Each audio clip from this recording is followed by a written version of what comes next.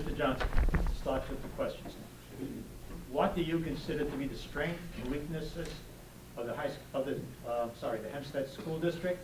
How would you address and correct the weaknesses? The strength is in numbers. The amount of people, the amount of students we have in Hempstead. The weakness is getting everybody involved. Getting the parents involved, getting the community involved. For instance, this room should be packed. It should be standing room only right now. We need to get more people involved. That's the key. Parents, the students, everybody has to care, everybody has to get involved. And this room should be packed right now with concerned parents. And there's not enough people. I'm happy for the people that came here that were concerned, but we need more people, we need more involvement. How do you feel there are any strengths?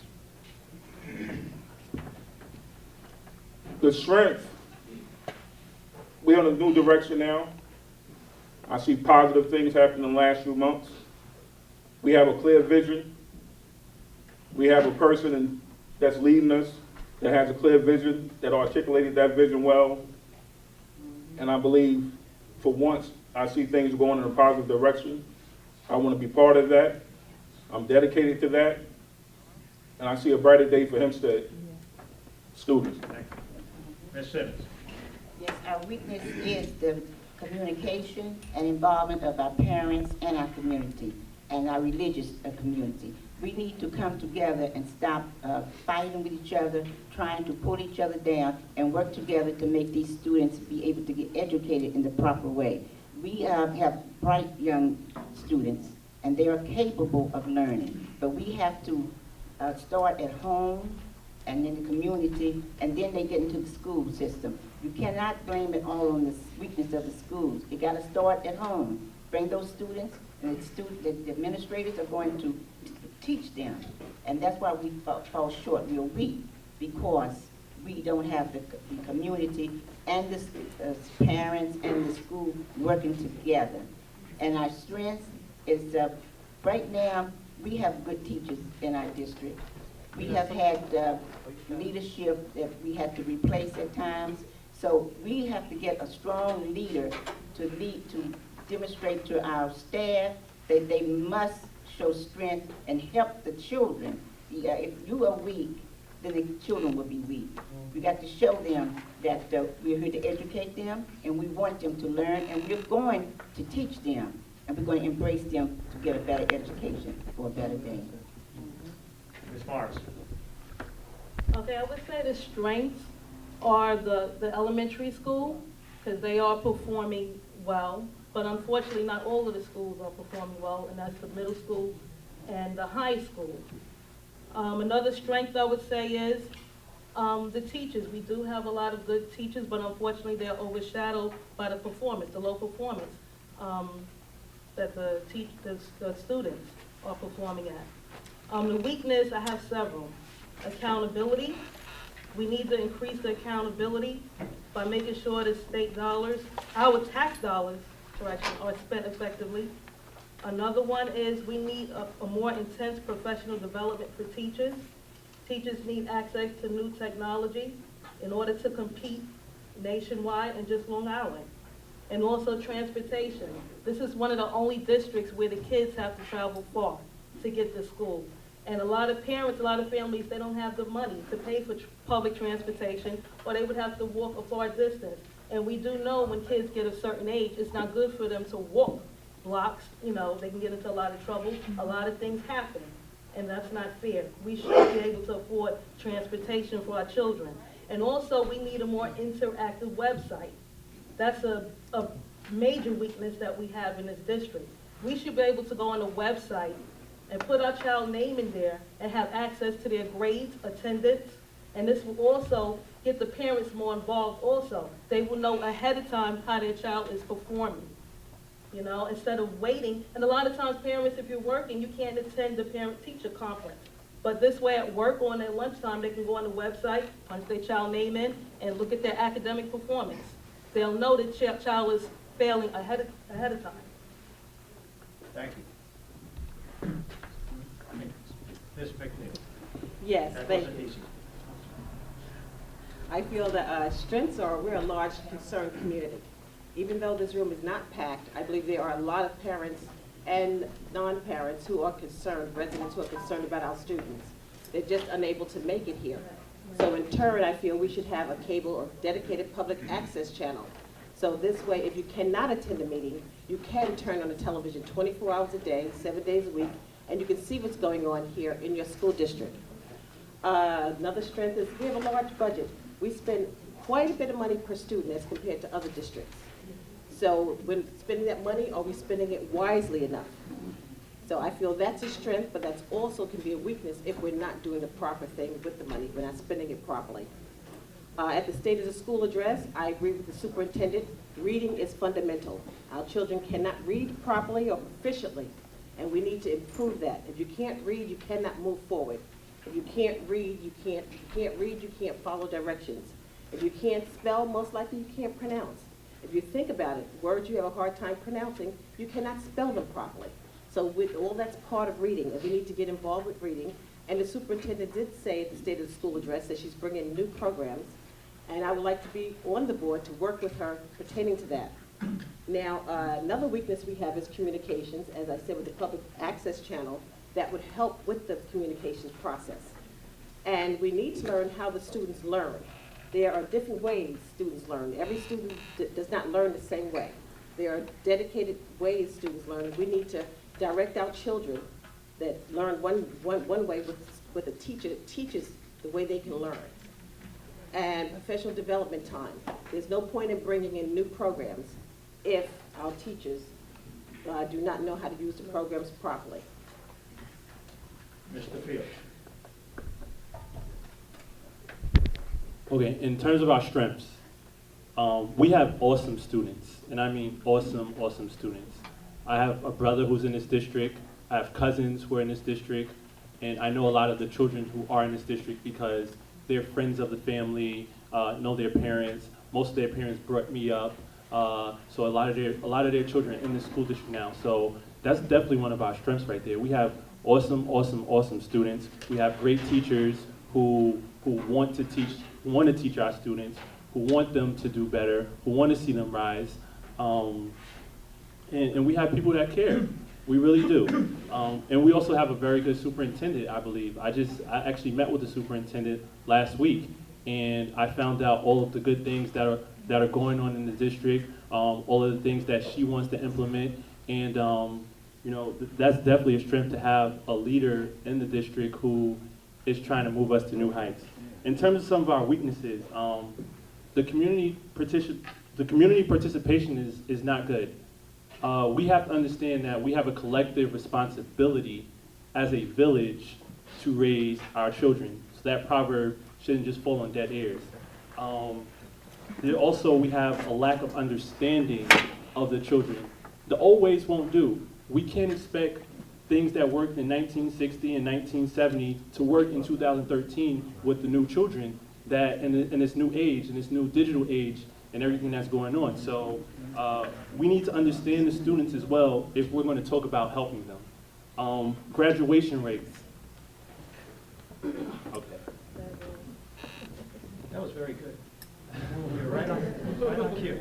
No, I wasn't done. That's what made it even better. Okay, start with Ms. Simmons on this one. I'll give you an easy one, which already you know you're in trouble. With the 2% property tax cap imposed by state law, this places a tight monetary constraint on school budgeting. This, more often than not, requires even tighter priority budgeting than ever before. If you had to cut the budget, where would you look to tighten up? Well, right now, we're not going to cut the budget. We're going to be under the cap. It's not going to be above 2%, so we're not going to have to do any major cuts. There are days ahead, though. But if we had to cut something, I would, the only cut you can really do that's major would be salaries, you know, and that's what we are not planning to do. But that's where you would have to make your cuts, because the majority of the budget, I think it's about 85% of the budget is staff and salary, so that's where the cut would have to come. But right now, we don't plan to do that because we're under the cap. Ms. Morris? Okay, as far as that's concerned, I think I would really have to look at the budget and analyze and look for wasteful spending. There might be, you look for anybody or anything that's not productive, where the children aren't benefiting, is wasteful spending. Another wasteful spending is definitely the trailers. I'm sure plenty of you heard me speak on this before. Spending $900,000 per year on old trailers is wasteful spending. Our children deserve better than that. We as a community, we deserve better than that. Our kids need a better and nicer atmosphere to learn in. That's not fair, and it's just sad. It's sad. If you go into other school districts, those kids aren't being taught in a trailer like that. And definitely you have to look at the budget and see where the money is being spent and identify wasteful spending. It could be salaries, it might be positions that's not needed. If they're not producing and the children aren't benefiting, then that's definitely wasteful spending. Ms. McNeil? Hi, from my understanding, at least 79 to 85% of the budget is salaries. So salaries unfortunately would have to take a hit.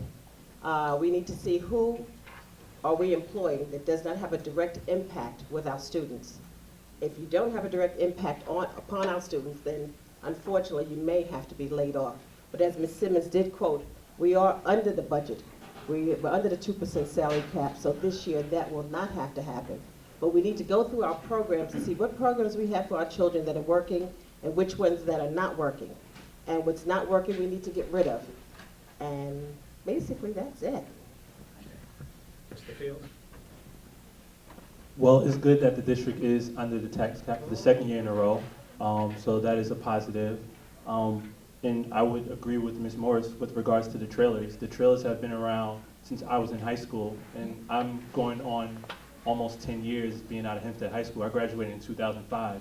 There's no reason why we still have those trailers, in this district.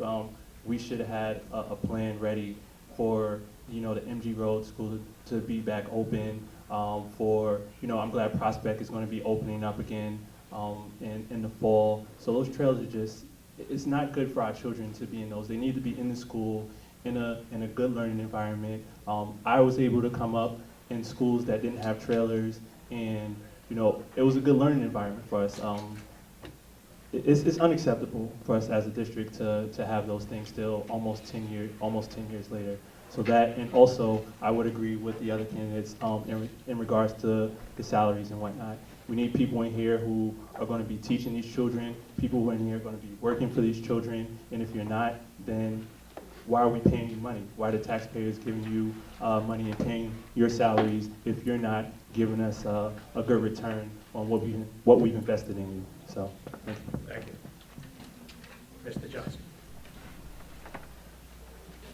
I believe some money can be saved in how we give money out to different consultants to tell us what the problems of Hempstead schools are. We spend a lot of money to have somebody tell us what we know the problems are. That can be cut out the budget. We have professionals here that know the problem. We just have to act on the problem. We don't need to spend hundreds of thousands of dollars for somebody to tell us what's wrong with Hempstead High School, what's wrong with this school. We know what's wrong. As far as the trailers, that's not a quick fix. The question was, what can be done with the budget now? The trailers have students in the trailers at this moment. You can't get rid of the trailers at this moment and fix the budget. So that's a good answer, but it's not a great answer because you can't do that now. That's something that's being worked on. And as far as the road school, we're doing studies on that now to see how that could get up, and Prospect is going to be opening soon. So the trailers, it sounds like a good idea, but that's not a quick fix. Thank you. Dave, we're going to go to Ms. How can we better encourage students to pursue post-secondary education, whether college or vocational training? First of all, we have to increase the performance in starting with the elementary school, grade school, and high school. It's hard for me to even answer questions as far as high school when they're not on a collegiate level when they graduate. We have a 29% graduation rate. And in that 29%, once they apply for college, they're busy taking remedial courses. The majority of the 29% go to a 2-year college, and when they enter the 2-year college, it takes them 2 years to complete the remedials, and then 2 years to finish, so it's 4 years for a 2-year college. And then for 4 years, they're definitely not prepared for that. So we need to train our kids, and like I said before, the performance is very low, and we need to get the parents more involved, get a website so the parents know ahead of time how their children are performing. We need more development for the teachers so they can be up to date with and have the resources, and the children have the tools. I'm a little nervous right now if I'm not explaining it right, but I know what I'm trying to explain. Okay. You're doing fine. All right.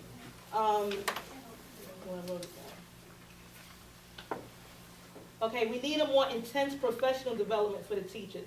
They need access to new technological training that can help them prepare the students for the exams.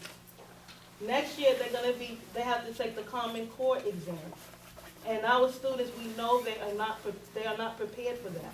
That is a more vigorous exam, and they want the children to compete nationwide, and they can't even compete here in their own district. It's sad, and when you compare the money spent here compared to our neighboring districts, we spend more per pupil, but we're getting less. Thank you. Please, save it till the end. Thank you. Please. Ms. McKinney. Yes, we need better resources. Our resources, I feel, are not up to date with what's going on with the technology in this day and age. And we need more professional development days for our teachers to be able to teach at a better level, at a higher level. We need more parent involvement. Our parents are not involved, and I understand as a parent, after the child reaches 5th grade, it's hard for us to keep up with the children, to help them. But that's why we need after-school programs. After-school programs would give us the ability for the students to come in and have someone on a higher level work with them. If there's something they didn't understand during the day, we could attack it that same day versus them going home and getting lost and muddled in the source. So to go on to a 4-year degree or go to, what were you saying, there was? A trade school. Our students are not prepared at this point. I agree with Ms. Morris, they spend too much time doing remedial studies. And then you have to pay for those courses. They are not free. So they end up paying for a 4-year degree, but only getting a 2-year degree. So it's up to us to better prepare the students, and we can do that better through proper resources, through more professional training for our students, and better access to technology. We have a Saturday Academy, but it should be a requirement, not a luxury that our children attend. They need to attend to bring them up to where they should be at. Thank you. Mr. Fields. Okay, we need a real college preparation course. So by the time kids are coming from the middle school and going to the high school, we're already attacking to make sure that they're ready to go to college, to go to a trade school, or into the workforce. That should start as soon as they're leaving the middle school. I know when I was in high school, we had AP courses. We need to expand the AP courses that are there, introduce our students to new things, expand their minds, challenge them more. We need to, offer more languages, and we need to focus more on math and sciences, because those are the subjects, and those are the two subjects that are very vital right now in our world. I graduated in 2010, and the job market wasn't that great. A lot of the jobs that people are focusing on now are based in math and science. So if we're focusing on things of that nature, we can take it to the next level. But the most important thing is we need mentoring. I heard someone mention that parents need to do a job, but sometimes parents work late. They work late into the night. They have to feed the children. They have to take care of the bills. So we need mentoring in the community. I'm planning on bringing a mentoring program to the school district when I'm elected, so that the children can have these mentors, boys and girls, from the time they leave middle school, when they enter the high school, so someone is with them from 9th grade through the 12th grade, getting them ready to go to college. If they don't want to go to college, we're going to send them to a trade school. If they don't want to go to a trade school, we're going to make sure they get a job. And these are the type of things that we need to do. We need to be proactive, and we can't be reactive anymore, saying, okay, this is what's wrong with the district, and these things need to stop happening. Well, if we want them to stop happening, we need to be proactive, and we need to go out there and make something happen. And that's what I plan to do. Thank you. I'm next. I want the question to be repeated to the audience again. Be glad. What was it? Spank. How can we better encourage students to pursue post-secondary education, whether college or vocational training? Mike is, I have a very good answer for that. We're waiting to hear it. The professionals. We need to get professionals, people that already have attained certain status, the doctors, the lawyers, the alumni from Hempstead High School. We keep hearing people say that we're not ready for this. We're not ready for that. We have people. I see people in the audience. I see somebody that I know was a salutatorian or maybe a valedictorian, I'm not sure, but they was at the top of the class. Okay. We have a person here that went to medical school. We have these people come back, speak to our students. Don't wait till the middle school or high school. You have to reach them when they're young so they have a vision, so they want to learn. That's what the problem is now. They can't read. That's what everybody's saying. They can't read when they get to the middle school and the high school, so you have to start when they're young. Okay? We could get athletes, professional athletes. Julius Irvin lived in Hempstead, in an area called Parkside. We could have him come. We could contact the New York Knicks. They are very involved in the Bronx, Manhattan, and parts of the city. We could get them here. We could get athletes. We could get professionals that care to be an example for what our children can do. If they see it, they can do it. We have to prepare our students when they are in the elementary school, to let them know that this is the way of life, that they have to get a better education, they go into college, and by the time they get to the middle school, these guidance counselors, they have to direct them in the right direction. They can't just let them wander through school, taking a subject here and there. They got to be on target to know what this child is capable of doing. And then there's also students that don't want to go to college, are not college material. I think we need to open up something in our district to help them with nursing. Maybe they want to go into the nursing field. We should have nurses, a subject that they can do nursing, or automobile mechanics, or the culinary arts. These are things that they can do as a training that can happen in high school, not wait until they're out of school then go into a trade. Prepare them. This will prepare them so that they know that I can't go to college, I can't afford it, or I don't feel like I want to go. Then I have a trade, a skill that I can go to. And this is what I think we need to open up in our schools, is something for the students that are not college bound. Nursing, automobile, culinary arts. These are the things that I would like to see happen in this district. Thank you. Ms. Simmons.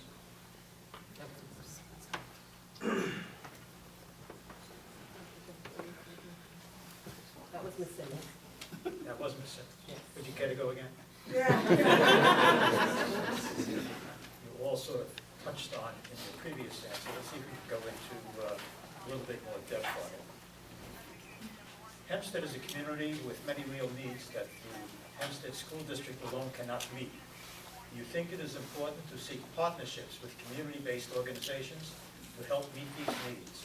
If so, how would you pursue this goal?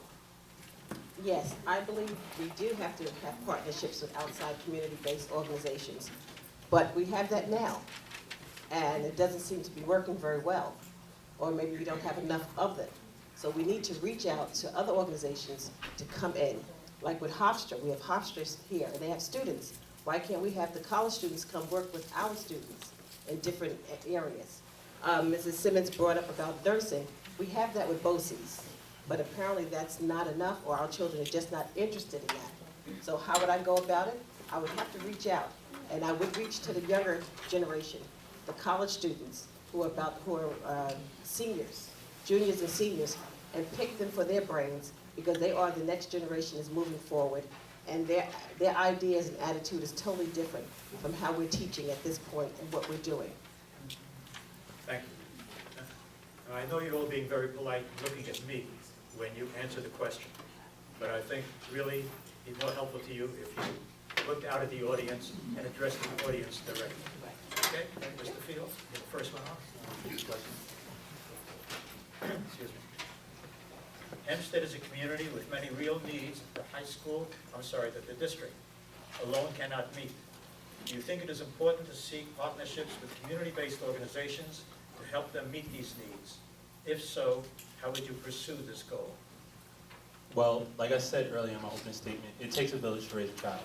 I seriously believe that proverb. Like I said, we have a collective responsibility as a community to make sure that the needs of the students and the young people are being met. It was done for me, and that's a major reason why I'm running right now, because I feel I need to give something back. If something was done for me, I feel I owe it to this district and everyone who helped me along the way to make sure I help someone and bring someone and uplift someone. But a way that we can forge these partnerships are going out, speaking to people, go to the churches, go to the colleges, get the fraternities involved, get some of the organizations involved. Young people are going to relate to other young people, and if we get the young people involved with our young people, you're going to see a response. I'm going to be honest, and I hope no one takes offense, but our kids don't really want to see someone who's 60 years old coming in sometimes and telling them, you know, what to do or do these things. They're going. Don't take offense. Don't take offense. I said it's no offense, so don't take any offense. You're going to respond to someone who knows what they're going through, who goes through the things that they go through. Young people helping each other out. It's really important, but we can't wait for people to come in. We have to go out. We have to be active in seeking these resources which are out there. So I know I'm a person that can make those things happen. I've been doing it.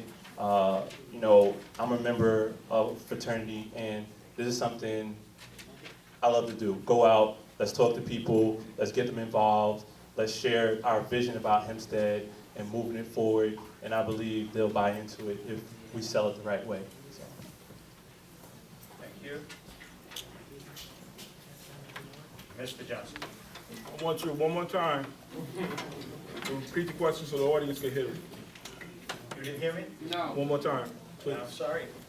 Let me know if you don't hear me so I'll speak up louder. Paradoxically, one of the strengths and weaknesses of our community is its diversity, which can be a source of both enrichment and conflict. No, that's not the question. No, that's not the question. That's the next question. Hempstead is a community with many real needs that the district alone cannot meet. Do you think it is important to seek partnerships with the community-based organizations to help meet those needs? If so, how would you pursue this goal? How would I pursue this goal? The main thing is student safety. A student has to be safe when they're in school. They have to be safe when they're out of school. The police department, we have to become more interactive to keep children away from crime, to keep them from gangs. Okay, I'm very active in the community. When I see a problem, if I see a child that I can help, I've helped with clothing, with food, and as far as the diversity, this is a very diversified community. We have a large Hispanic population. We have a large black population. We all together, and that's it. Okay? Ms. Simmons. I think that is really the main responsibility of the superintendent of schools. She should reach out to get these partnerships and bring back to us. And we also can be out there involved in different organizations, churches, and so that we can see what is in need. The children in the recreation centers, we need to go in there and talk with them. We need to go in, even we have a Boys and Girls Club that we can get involved with. But we do have, and we need a lot of after-school programs to keep the kids involved. And so we need to look for those partnerships to help us with that. Ms. Morris? Yes, we definitely need to seek partnership and reaching out to as many organizations as possible. We need all the help that we can get, knowing the state that this village is in. We can't turn anything down, and we need to go out and seek more. We need to reach out to churches, the various universities, and to my understanding, they have. We just have to go out there and accept them, return the phone calls. Hofstra, they may be offering tutoring program. Our children need the tutoring. A lot of them do. We need mentors. And we also need to reach out to different schools who may have recreational activities for the kids. Can our children use those facilities? A lot of them have too much idle time on their hands. A lot of things, recreation and things have been cut from our budget. So we need to reach out to outside sources for those, type of help. Mentoring, recreational, tutoring, any partnerships that we can, I think we should go out. Okay, we start with Mr. Johnson.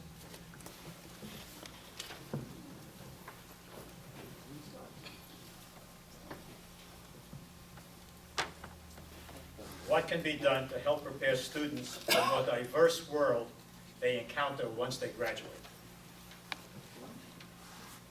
I didn't hear you. We didn't hear I didn't hear what you said. You did? No. Okay. Be done to help prepare students for the more diverse world they will encounter once they graduate. Computer training, intelligence training, computer intelligence training,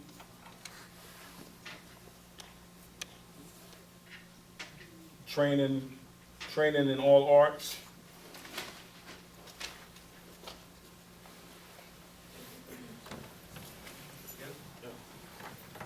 Ms. Simmons?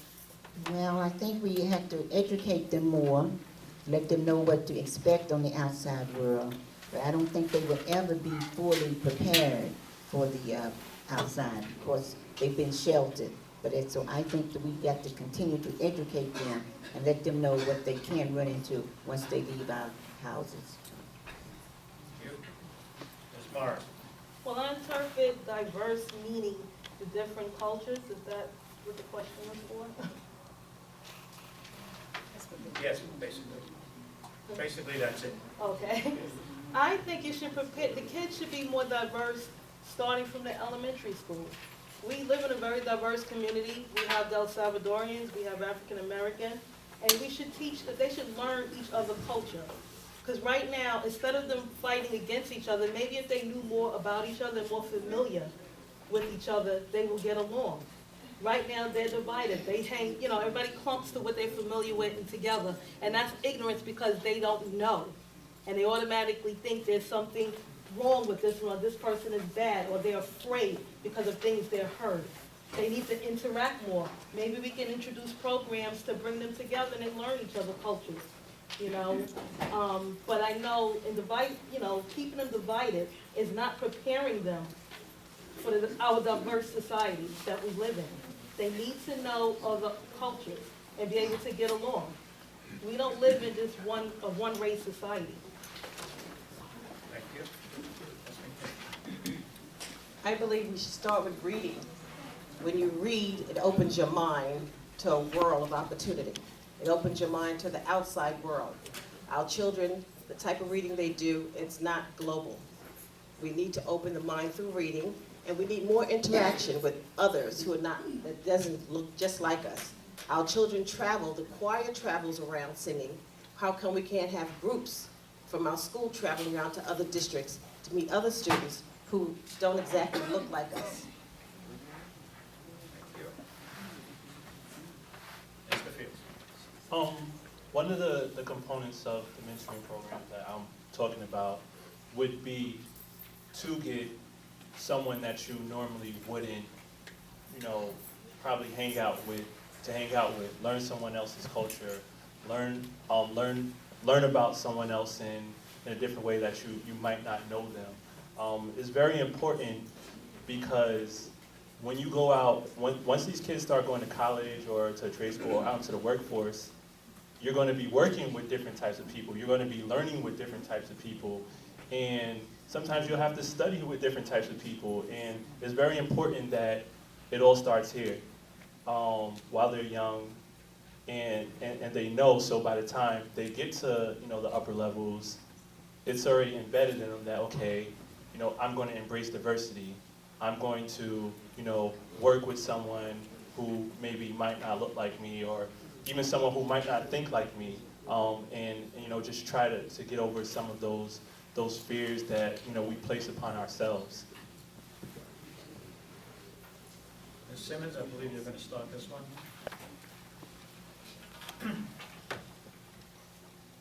There are some districts that disagree with the new state tests and the number of them that the children have to take. They are opting out of requiring their students to take them. What is your position on the testing that is taking place and the opting out? Well, I think it's a good thing, and I wouldn't opt out, because I think any kind of test we take, it's helping us to learn more. We may not be the greatest or the highest score, but at least we are taking the test so we will know what is going on. And I think that's a good thing. I wouldn't opt out of it. The whole thing with that is making sure that our children are prepared to take the exams. If the children are prepared to take the exam, then definitely, we should definitely have the exam. We definitely should not opt out for that. But it's not fair to the children or the teachers. It's not fair to introduce them to something that they're not familiar with. I believe they should make sure the kids have the right software, so this way they can take the practice exam on a computer, and that will prepare themselves. And you don't start at the last minute. I mean, you prepare them early on, at least by the end of the last semester, maybe in December, right after the break. They should start preparing these kids for the exam. Because the whole purpose is this way, when they graduate, they be able to compete nationally. Thank you. Can you repeat the question, please? There are some districts that disagree with the new state tests and the number of them that children have to take. They are opting out of requiring their students to take them. What is your position on the testing that is taking place and the opting out? I think it's great if you have the opportunity to opt out if it's appropriate for your school district. Here in Hempstead, I don't believe we're at that point as of yet. We need a way of judging our students to find out what they're learning and what they're missing. If we opt out, what are we going to base it on to find out whether they're learning? I don't believe we have another plan in sight, and it would take years for us to develop one. So let's use the one that we have and make sure we teach our students to bring them up to par so they can pass the test, and we can see where we're at and where we need to make adjustments. Thank you. Mr. Fields. Oftentimes we're too afraid of change. We say we want change, but then we don't want to embrace change. Let's not opt out. If it's something new that is going to help us to measure, where our students are performing, let's try it. We need to be open to new ideas and seeing where our students are performing so that we can judge and be able to help them better if they're not performing at the levels that they need to be performing at.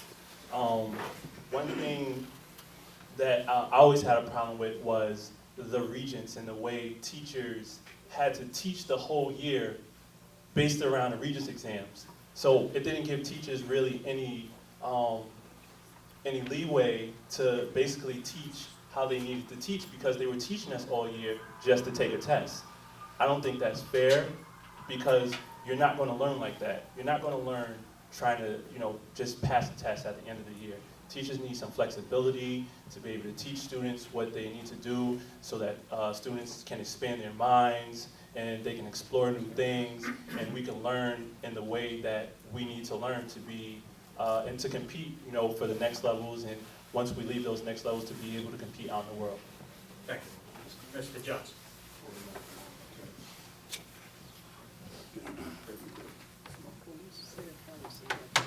I don't think we should opt out. I think we should try to meet the challenge, take the test, see how we do on the test, then evaluate the scores, and see how we can improve on the scores of the test.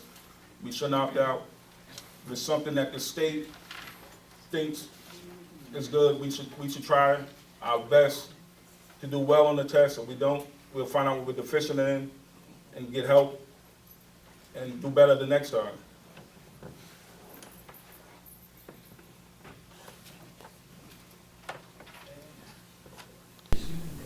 Running can meet with actual students to get to know what the students need, since they are the ones affected. Repeat that again, please. Sir, is there a way that the future trustees running can meet with actual students to get to know what the students' needs, since they are the ones affected?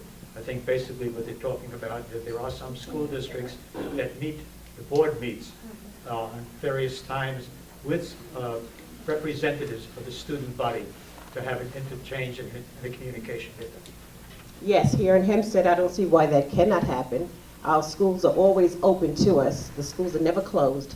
Anytime we want to come into a school, we just have to show our identification, and the principals will make it happen. So I can understand, yes, it could happen, and it should happen. We do have a PTSA, which is Parents, Teachers, Student Association. If the students come to the PTA meetings, the school boards, the respective school board members can also meet with them there, meet with them and their parents. So this way we have more community involvement and we have more student involvement. Mr. Fields. As I said earlier, one of our weaknesses is we have a lack of understanding of a lot of the students. And it's important for a trustee to know what's going on with the students in the district. If we're going to be setting policies and we're going to be making changes and things happen, you have to know what's going on in the minds of the students who you're trying to make changes for. So that's very important. And also, I think it's not such a good idea to always just think that children and people are going to come to us. But we need to go out and be proactive and go to people. Where are students at? They're at parks. Where are students at? They're, in different businesses around town, community centers around town. Sometimes they're out on their blocks, or sometimes hanging out in the streets like after school. Why can't we go onto the streets? Why can't we go to the parks and meet with the students and have that discourse? I'm a young person, so I know how a lot of these kids think and whatnot, because I've come up through these streets, I've come up through these school systems, and it's very important. For me, I wouldn't want to go to a meeting. If I saw a poster that said, oh hey, meeting for students to meet with the board members at 7 o'clock on a Tuesday night, I'm like, I don't want to go do that. But if you come out to me and you want to engage me and you want to talk to me, it shows that you care about me. It shows that you really want to hear my opinion and what I want for the school district. So we have to take that mentality out to the students and be proactive, instead of just expecting students to come to us and tell them what they need. No, we need to go out and find out what they need. Thank you. Mr. Johnson. I'm happy to say that I haven't waited till I become a trustee, if that's your choice. I've been very active in speaking to students already. I've been to several schools. I went to Franklin School. I speak to kids at Kennedy Park, where I was a former boxing trainer, so I understand some of the needs, some of the issues. I don't believe I haven't waited. I've been involved for the last few years speaking with students. I'm not waiting to become a trustee to find out what the problems are. So I don't believe you have to wait. I've been involved, and I'm going to continue to be involved regardless of the outcome of this election. Ms. Simmons. In the past, I don't recall of any running trustees going into the schools and meeting with our students. Now, if a running trustee wants to meet with students, I think that they can do that, but I don't know if they can go into the schools and have a meeting with them. That would have to be through the superintendent or the state or something, because you can't even go into the school and campaign. So I don't know if you can go in there and talk to the students if you're running for a position. Ms. Ms. Morris? I definitely think it's good as a board member, that we meet with the children. It's a good way to interact and communicate with them. We can see where their head is at, solve any problems. They may have certain issues that they can talk to us about. If they see our face more often, they familiarize themselves with us and they feel more comfortable talking with us, and we can address certain issues they may be having. So I definitely think it will benefit the community, benefit the children, if we do get involved and interact with the children. So definitely yes. Thank you. Okay. Well, it basically goes back to what I was saying before. You have to go out and you have to talk to people. I don't personally speak Spanish, but if I had someone with me who can go around and help me, translate and whatnot to some of the Spanish-speaking parents and whatnot, it would be helpful because they are a very important part of our community. Their children go here, they come to learn. They want the same thing just as every other parent wants for their children, for them to get a good education, for them to go on to college and get degrees and go out and get good jobs and be a productive member of society, just like every other family. So we have to go out and make sure, we're finding out what they need as well. Just like when we said, we want to go out and meet with students, let's go out and meet with our Spanish-speaking families. Let's talk to them. Let's find out what type of things that, are bothering them or are their concerns. And, we just have to be more proactive, I say. Just be proactive, and we can't just be reactive and wait till we get test scores back that are low and things like that and say, okay, now let's find out what the problem is. No, let's go out, let's be proactive and engage them just as we would with the students and just as we would with anyone else. I'm going to reframe that question just a little bit. If you want to add anything to it, I'll give you. I don't want this question to be framed as, what would I do as a board member? What would I do as a board to be able to better interact with or face the problems that immigrant students have when they come in and join a strange new community? If you want to add anything to that, I'll give you the time to do it. If not, I just want the other candidates to understand, I think, where the question is coming from. They don't particularly care you as an individual. It's the board that takes action, and it's the board that is responsible, and what you as a board member within a board do to do that. So, as a member of the board or the board as a whole?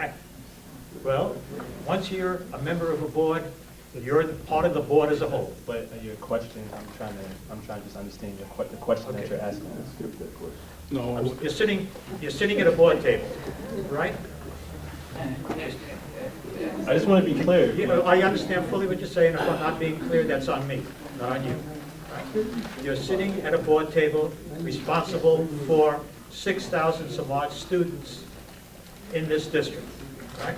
You now have an influx of immigrant students, which are different, or who are different than the students that you usually have here, because they're used to what is taking place, and many of them who are coming in might not even speak the language, right? And therefore they have to acclimate into the community, they have to acclimate into the school community, and they have to acclimate in learning. Now, as a board member sitting there, right, you're sitting there, right there, you're a board. What do you do? Well, first off, let's reach out to our Hispanic leaders who know the language, who know the community very well, and who could be our gatekeepers in getting to some of the parents as we go out and be proactive. Let's meet with some of the Hispanic clergy as well. People go to church. If not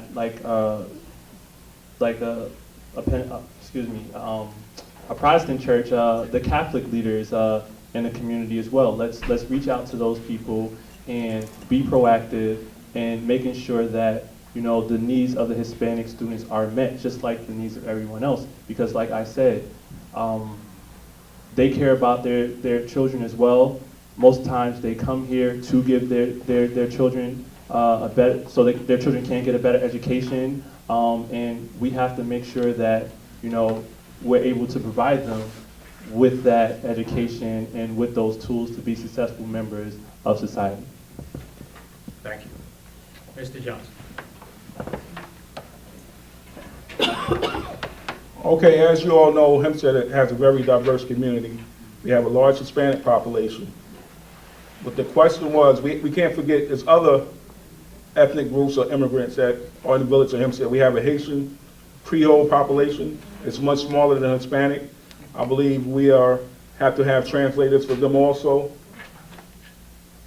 We have translators for the Hispanic students, the Latinos.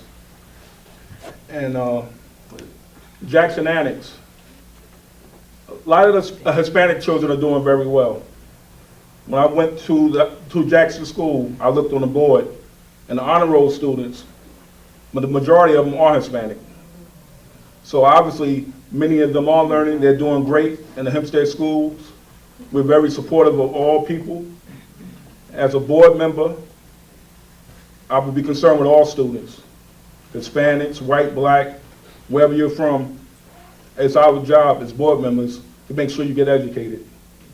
But the Haitian community is a small percentage, but they need translators also. And even if we get Asians, within more Asians, then we have to, you know, Chinese speaking or Mandarin, whatever they speak, we have to offer that to them also.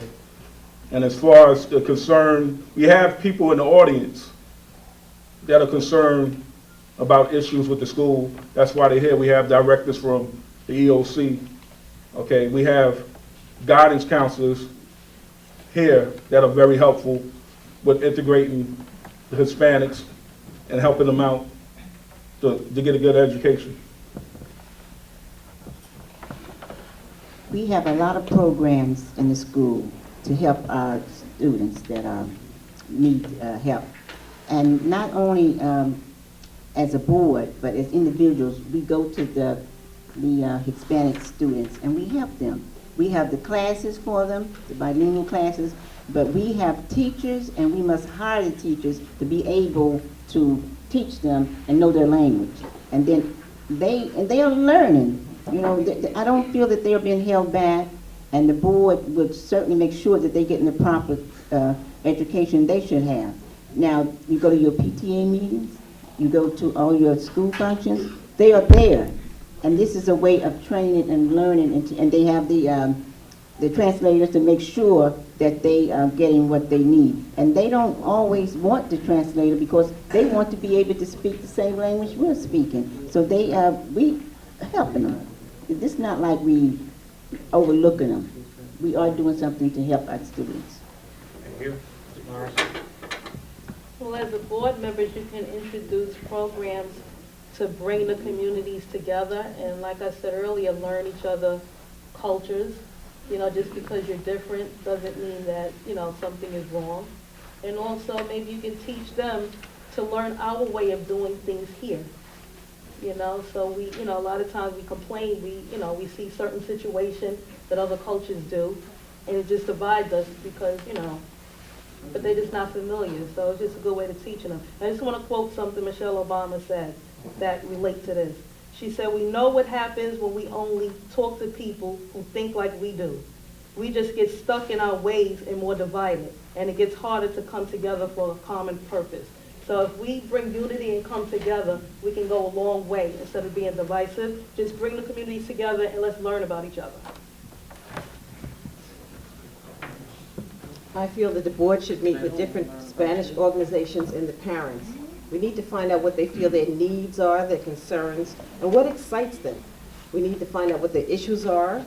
And we do have Spanish-speaking administrators, and we have the Spanish translation boxes for any language. So we are out there with them.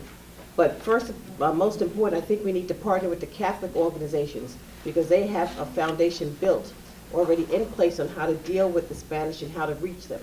And they've done a far better job than any other organization has. And we can partner with them to learn from them. Thank you. We'll go back to Mr. Johnson now.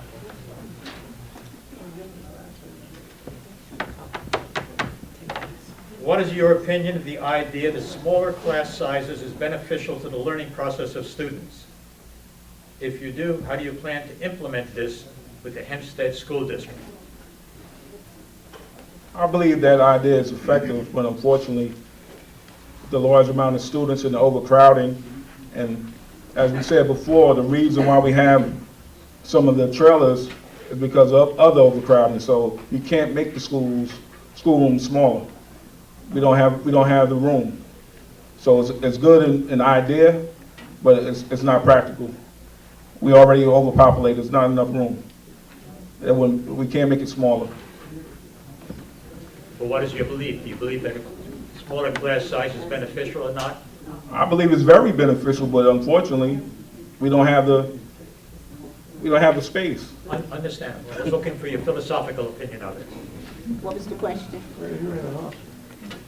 What is the question? What is your opinion of the idea that smaller class sizes is beneficial to the learning process of students? How do you plan to implement this with the Hempstead High School District, if in fact you do believe that? I do believe that the smaller classrooms are very beneficial to the students because you don't have as many students to deal with, and you can give each student a little bit more time.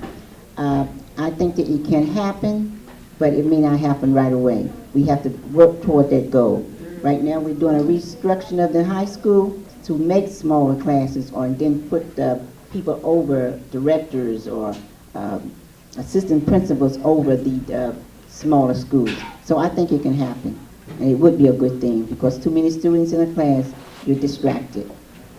Thank you, Ms. Morris. It's definitely beneficial to have less students in a class. The teacher can focus more, give more attention to a student who may need the extra help. And it all goes back to accountability. This district doesn't have any accountability for the money that we're spending, okay? The whole system really needs restructuring. There's other neighboring districts who, their budget is much lower than ours and they're performing much better. We need to go to more workshops, see what they're doing. We need to go to Albany and fight if we have to get more money to pay for things because this is going on too long. It's going on too long.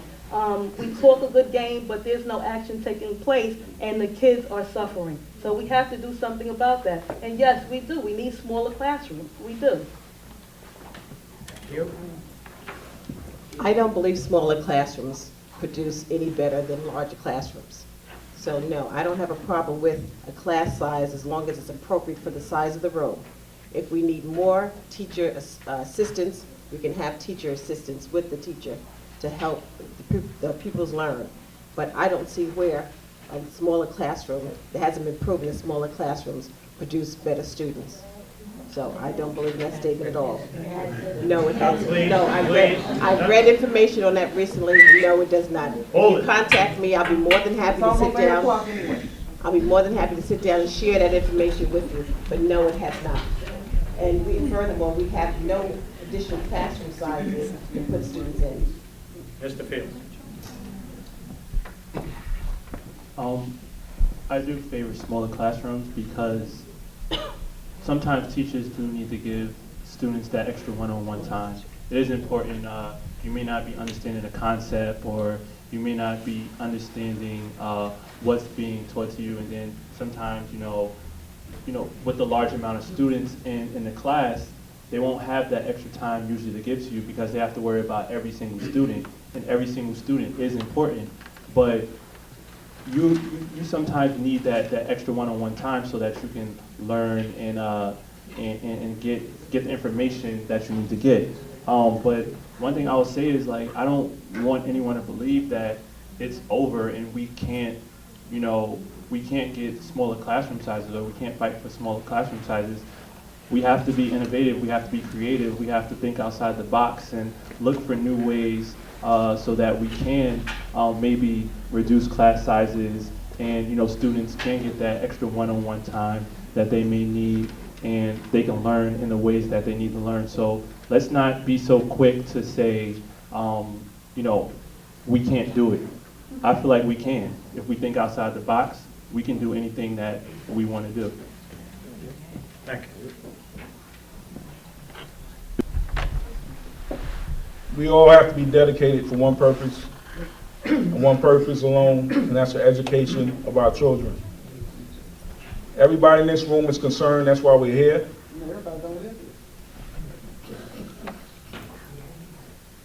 Everybody in this room is concerned about the children. That's why they're here. Okay? That's why I'm here, because I know I can make a difference. I'm dedicated to make a difference. Everybody's talking about the problems. We know we have problems, but I haven't heard any solutions. Anybody can say, oh, this is bad, that's bad. But we have to be more positive. I'm not running against anyone on this board. I'm running for the children.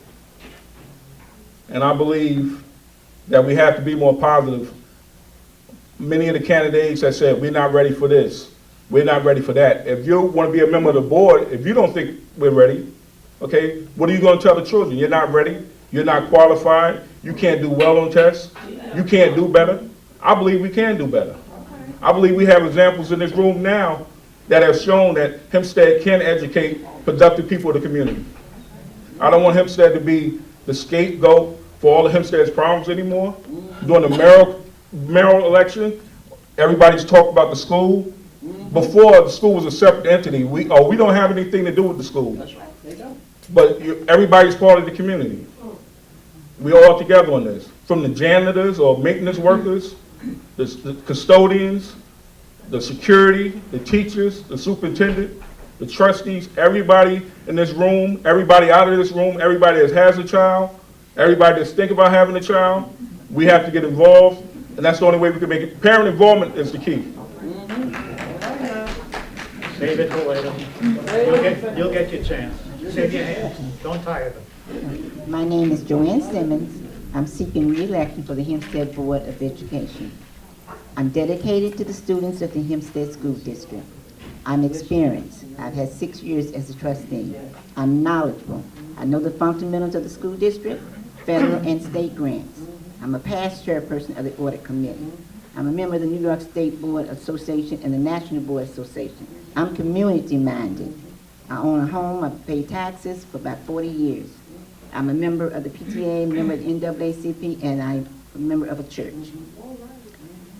We must move forward to make it accessible and comfortable for parents to get involved in our children's education. And we must continue to move forward for our students, faculty, and staff, and community as we work together to expand the education opportunity of all our children.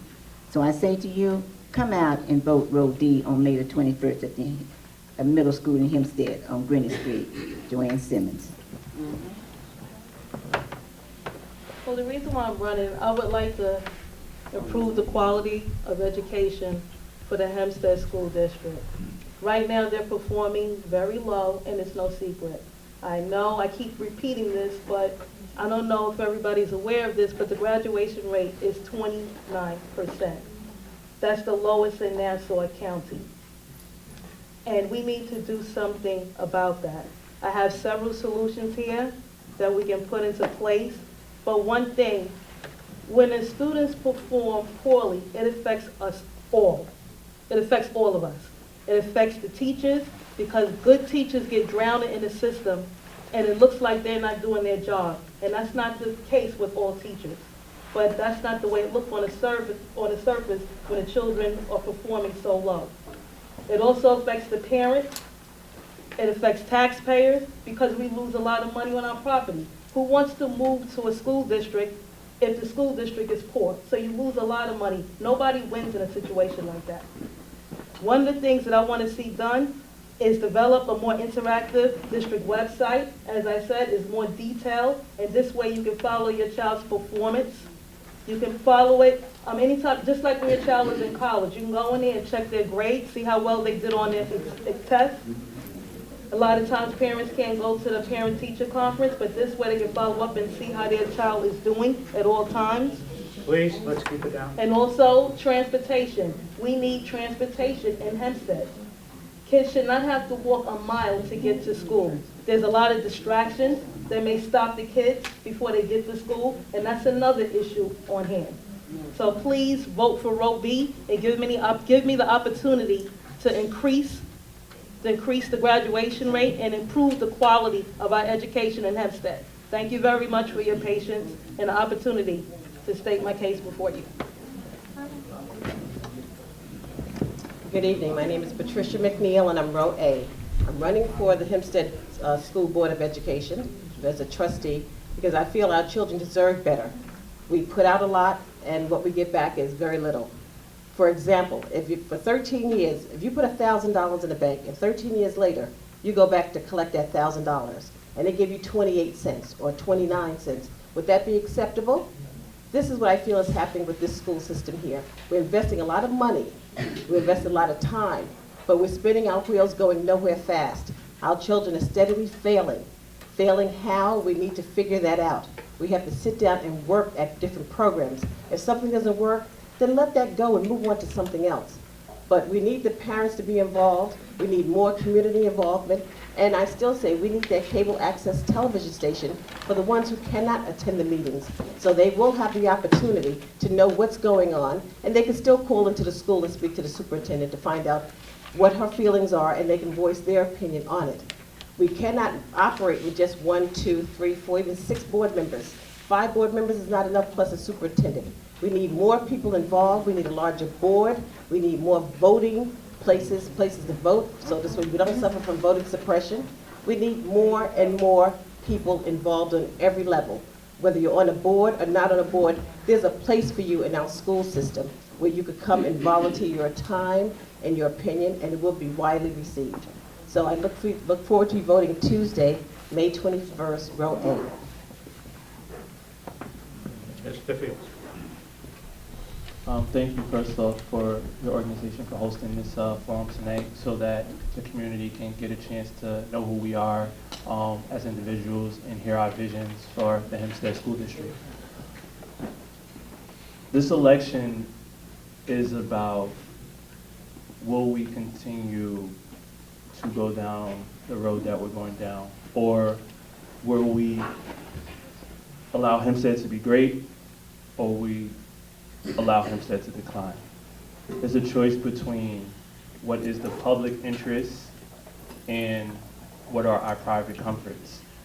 We need to be engaging each other. We need to be proactive, not just members of the board, but members of the community as well. This is our district, this is our village. If we have the nerve to complain about certain things, we should have the nerve and the will and the passion to come out and state our case and serve. I'm running right now is because I have a passion to serve. I love this district.